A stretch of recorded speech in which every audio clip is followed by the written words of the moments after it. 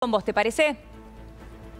Por supuesto, hasta luego. Bien, muy bien, muchísimas gracias. En un ratito vamos a estar con Gustavo Carabajal y vamos a ampliar el tema, vamos a contarte cuáles son las últimas novedades del día de hoy. Pero ahora nos vamos a meter con el análisis político de la semana, de la mano de Sergio Supo, como lo hacemos habitualmente cada viernes. Bienvenido, Sergio. Hola, Elio, ¿cómo te va? Bien, muy bien. Bueno, una semana muy movida. Sí, muy con muchas movida, novedades, sí. Muy movida, pero también con una increíble calma política, si tenemos en cuenta que las novedades han conducido a recuperar cierta estabilidad económica, cambiaria particularmente, y esto se traslada a la calma política que necesita el presidente Macri para reencauzar su candidatura presidencial. Y retomar agenda, ¿no? Y retomar la agenda a partir de la propuesta de consenso que se hizo hace 10, 15 días atrás. Claramente la cotización del dólar es una buena noticia para Macri, en el sentido que no se ha movido significativamente más allá de los vaivenes mundiales, globales de la economía, a partir de la tensa relación comercial entre China y los Estados Unidos. Ya hemos dicho, lo repetimos, que la relación del peso con el dólar, esto es la devaluación constante a la que está sometido el peso, es un foco de tensión política que afecta la imagen del presidente de la Nación y que afecta las chances de reelección de Pero Macri. es cierto esto que estás marcando, más allá de los vaivenes que ha tenido en esta semana el dólar justamente por la guerra comercial China-Estados Unidos, esto no se ha hablado de esto durante esta semana. Lo concreto es que más allá de que subió y bajó, depende del día, esto habla de una cierta volatilidad, dejó de escalar o de transmitir la sensación de que el control del dólar era imposible para el gobierno, a partir del acuerdo de modificación del esquema cambiario trazado con el Fondo Monetario Internacional. En ese sentido, Macri recibió dos buenas noticias esta semana. Por un lado, la ratificación por parte de las autoridades del fondo, cuya delegación está en Buenos Aires, de que no va a renegociar o obligar a la Argentina a ninguna renegociación especial de aquí a las elecciones y que le va a garantizar los reembolsos.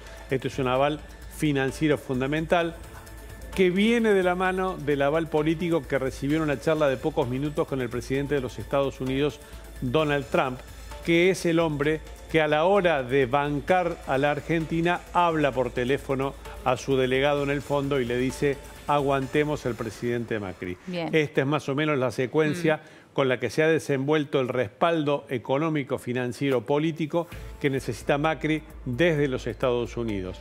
Esto le permite a Macri también avanzar en la agenda del consenso político, que no va a ir mucho más allá ¿De lo que ya hemos visto?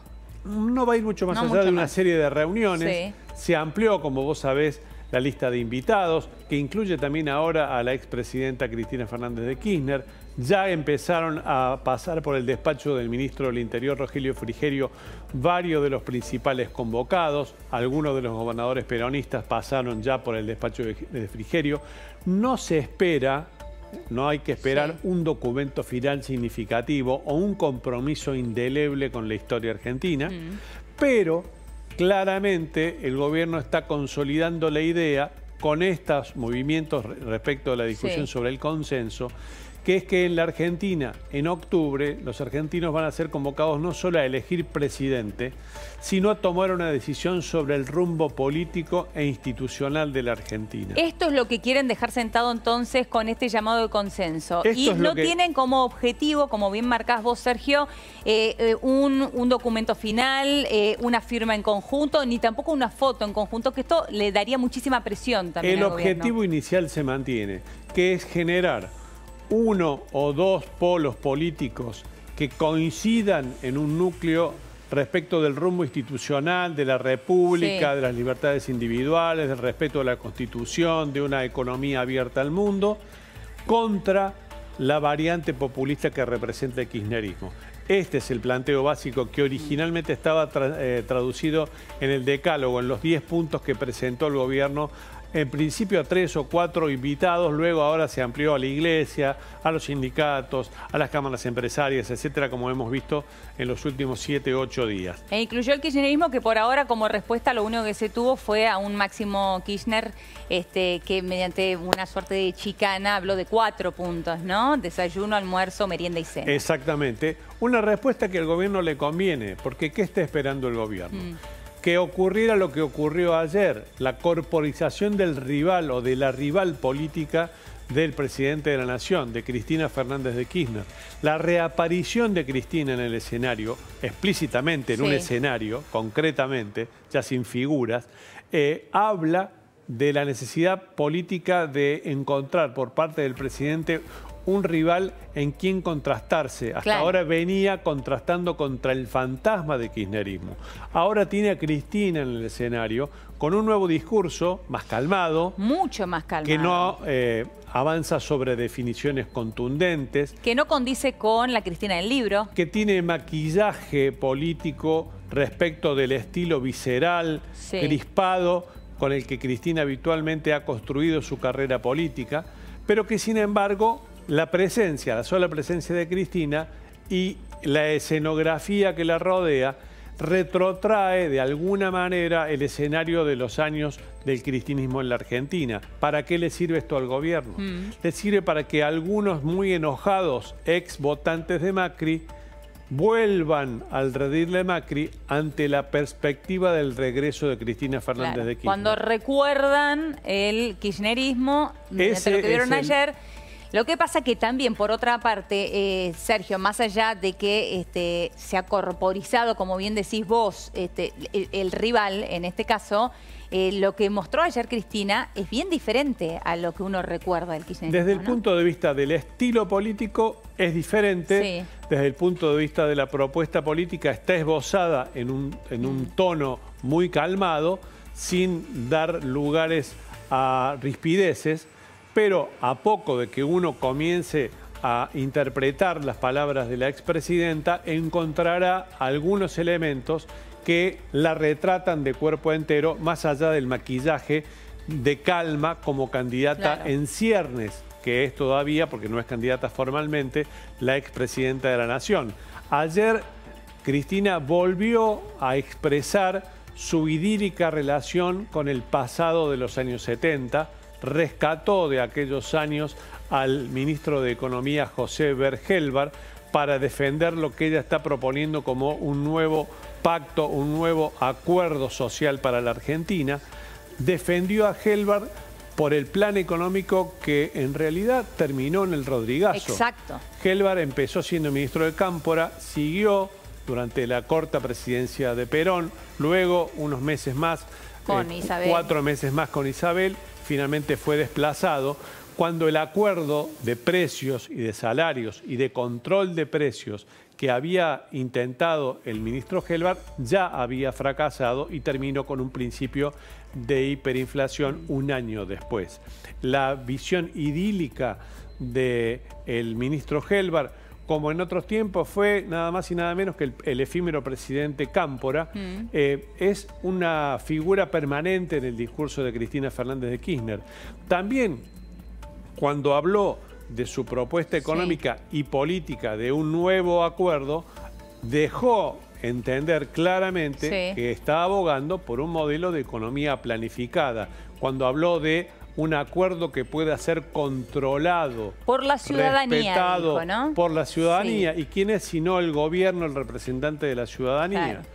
Esto tiene además un parentesco insolayable con la propuesta no de reforma, sino de nueva Constitución Nacional. En 1994, te hago corta la historia, Cristina fue convencional constituyente para la reforma constitucional que permitió la reelección de Carlos Menem. Ella votó a favor del proyecto, integraba la bancada oficialista junto a su esposo, defendiendo al menemismo.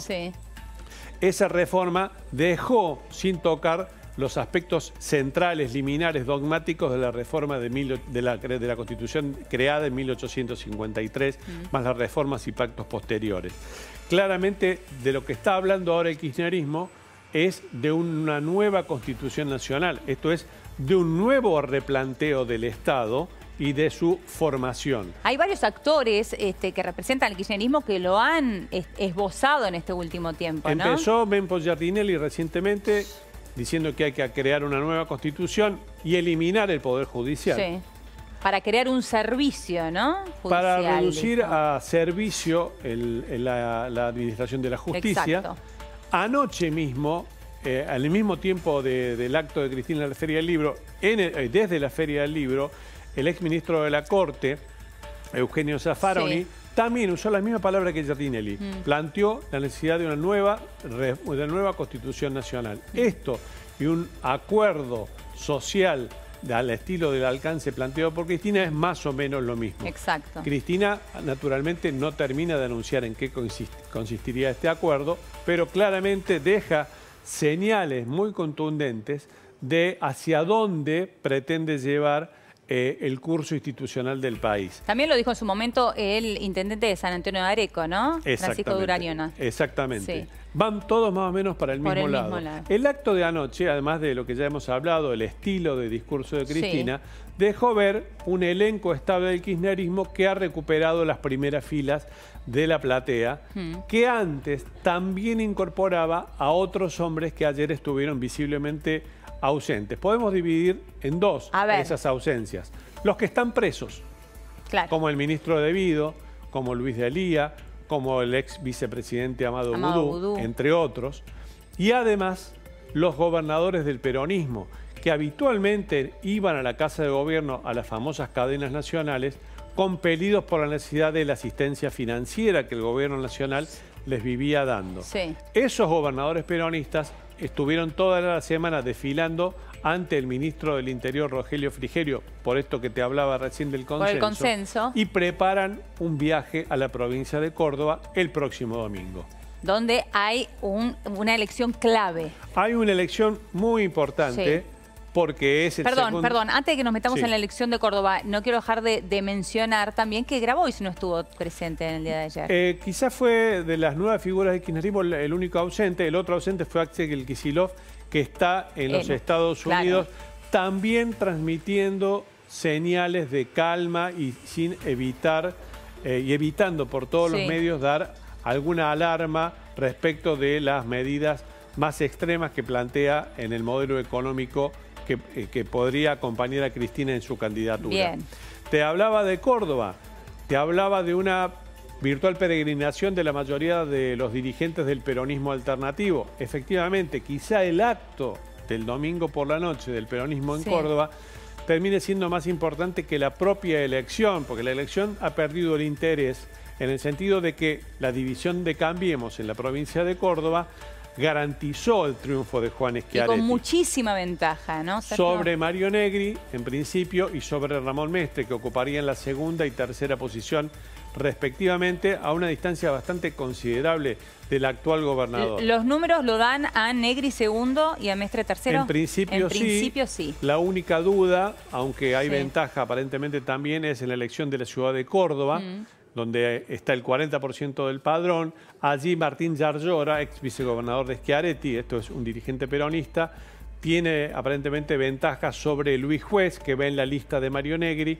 y sobre Rodrigo de Loredo, que es el candidato intendente de la lista de Ramón Mestre. Pero te decía que lo más importante, más allá de la elección de Córdoba, que en sí misma es muy importante, porque es el segundo distrito electoral de la Argentina, después de la provincia de Buenos Aires, y casi a la par que Santa Fe y la ciudad de Buenos Aires, el acto a la noche puede incluir alguna definición, alguna pista del papel que va a jugar Schiaretti dentro del peronismo federal. Esto también se juega entonces este domingo. Este domingo por eso es tan importante, se juega, ¿no?, el papel que tendrá Schiaretti, no ya como presidenciable, él mismo lo ha descartado, sino como eventual organizador del espacio político, viendo cómo, si se inclina en favor de algún candidato, difícilmente lo haga el propio domingo, pero sí para tratar de garantizar que haya una paso, eventualmente entre Massa, Labaña, quizá también Urtubey, para generar entre esos tres candidatos un suficiente flujo de votos como para que con ese caudal tengan la posibilidad de entrar en la competencia junto a Cristina y junto a Mauricio Macri. Una suerte de primus entre pares, El ¿no? papel más importante que le asignan a Schiaretti es el de tratar de retener al peronismo para que una parte del peronismo no se termine yendo con Cristina Fernández de Kirchner. Macri es el más amigo el peronista más amigo de Macri, Schiaretti es el más amigo de Macri, pero esto no quiere decir que el cordobés termine siendo un socio político del macrismo, salvo que ocurra que Macri termine aceptando el planteo de ampliación que le está haciendo el radicalismo como condición de permanencia dentro de la Alianza Cambiemos. Encabezado por el gobernador de Mendoza, Cornejo. Al que se ha sumado en las últimas horas el gobernador de Jujuy, Gerardo Morales. Exacto. Los dos gobernadores del radicalismo tienen... También lo pide Martín Lustó. Una posición afín. Martín Lustó también es el impulsor, uno de los impulsores de la medida. El 27 de mayo tiene fecha ya la Convención Nacional del Radicalismo. Hay que ver de aquí al 27... cómo son los porotos que cuentan en la Convención Nacional del Radicalismo para ver si el radicalismo efectivamente se queda, como eventualmente se plantea, y en qué condiciones. Por eso te decía que es importante la idea de ampliar o no ampliar, Cambiemos, planteada del radicalismo, porque el propio radicalismo no está convencido de El otro día aquí, Ricardo Alfonsín nos decía que abogaba esto que decía Cornejo, de ampliar Cambiemos, pero por fuera de Cambiemos, que ya no llevaría ese nombre, ¿no? Hay en el radicalismo tres posiciones. Por un lado están los que quieren quedarse con la estructura actual de Cambiemos sin hacer ninguna incorporación. Por ejemplo, el vicegobernador de Vidal, Salvador, está en esta posición. Están quienes desean una ampliación de Cambiemos incorporando o tratando de incorporar a candidatos como Roberto Labaña para que participen en una PASO ampliada. Y están quienes ya han tomado, como Ricardo Alfonsín o Federico Storani, la decisión de armar un frente aliados con el peronismo alternativo, pero fuera del macrismo. Son las tres vertientes que habrá que ver si logran compatibilizarse o si termina en una fractura finalmente esta convención del 27 de mayo, que será uno de los datos políticos de este mes. Sergio, como buen cordobés y conocedor, ¿no?, de tu provincia, obviamente, ¿crees que puede dar el batacazo Schiaretti por encima de un 50%, como se está especulando, que sería realmente... casi te diría que histórico? Las últimas mediciones en las que más confía el gobernador Schiaretti lo ubican en alrededor de un 45% de los votos, con todavía algo así como un 10% de indecisos. Si uno proyectara los indecisos, es probable que Schiaretti pueda llegar a acercarse al 50% de los votos. Hay, entre comillas, en la derrota, en la debacle de Cambiemos, una circunstancia que puede favorecer a los dos candidatos que van en segundo y tercer lugar, que es que como hay dos canastas pueden sumarse esos votos y entonces acortar un poco la diferencia que pueda tomar Schiaretti respecto del segundo y el tercero. Igualmente está seguramente arriba del 45, veremos si llega al 50, la diferencia será suficientemente amplia como para no dejar ninguna duda y como para consolidar a Schiaretti, como te dije antes, como el principal referente de ese espacio político del peronismo republicano, más afín con la definición de república y de país que tiene el macrismo, pero igualmente lejos del